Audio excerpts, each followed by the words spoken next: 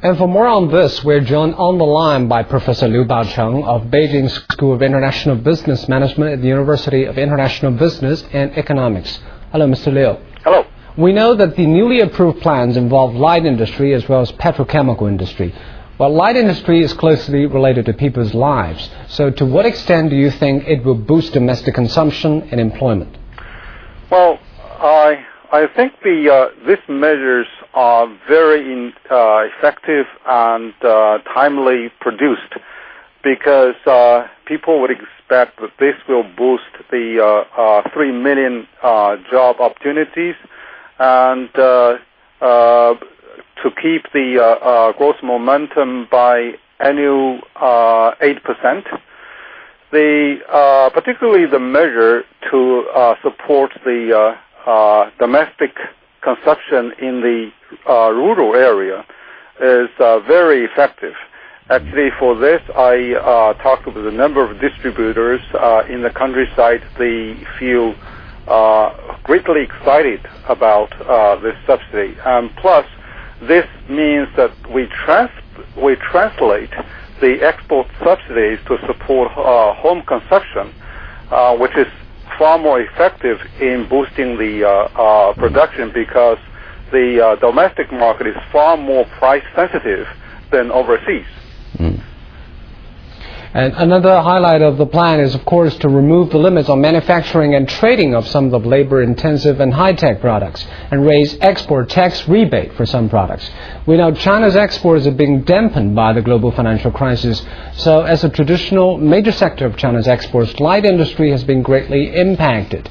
Do you think these measures will be enough to alleviate the situation, Mr. Liu? Well, to a certain extent, because if you compare the current export rebate between the household appliances with the machineries and other electronics, there is a 4% gap, which means that this is still 4% lower than the machineries. With the increase of the rebate to the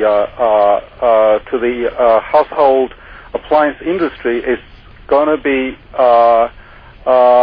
produce substantial effect because these are very price sensitive. The per unit price is rather low.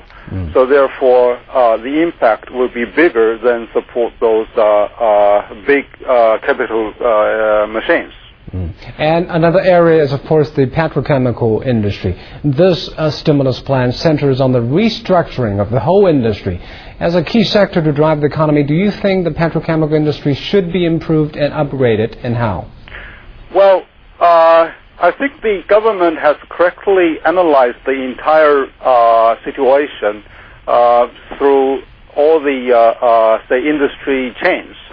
For the upper stream, the oil exploration is not really mentioned in the plan because China has enough capacity in that regard. But China is really suffering from the low technology and a low consumption rate in the downstream industry, particularly in the fine chemicals. Actually, we still export the raw materials in exchange, even paying bigger price to import those fine petrochemicals. Plus, there are many areas that can be replacing the steel and iron with the plastics and rubber, in which it calls for government attention and integrated support. And more importantly, there should be a substantial industries cluster to support each other to boost the whole market. Well, Professor Liu, we've seen that China has already issued several stimulus plans for major industries. So which industry will come next? Well, we would speculate that logistics and distribution will be the next. And also, pharmaceutical industry will also have to be considered because one reason is that the whole, say, industry reinvention plan is very much focused on manufacturing in the first phase for the 10 industries.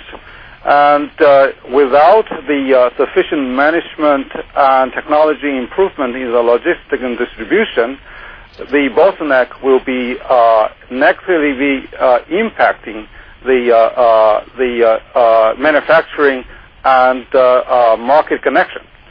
So I would expect the logistics and distribution. And in the meantime, pharmaceutical industry greatly impacts people's life, and also that there are a number of problems like industry integration, merger and acquisition should take place soon. Then also the technology improvement will be greatly required. So to summarize, logistics and distribution together with pharmaceutical industry will be the next target.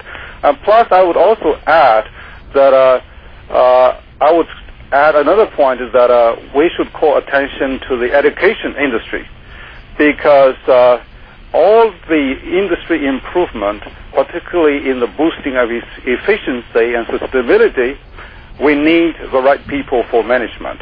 Okay. Thank you. Thank you, Professor Liu.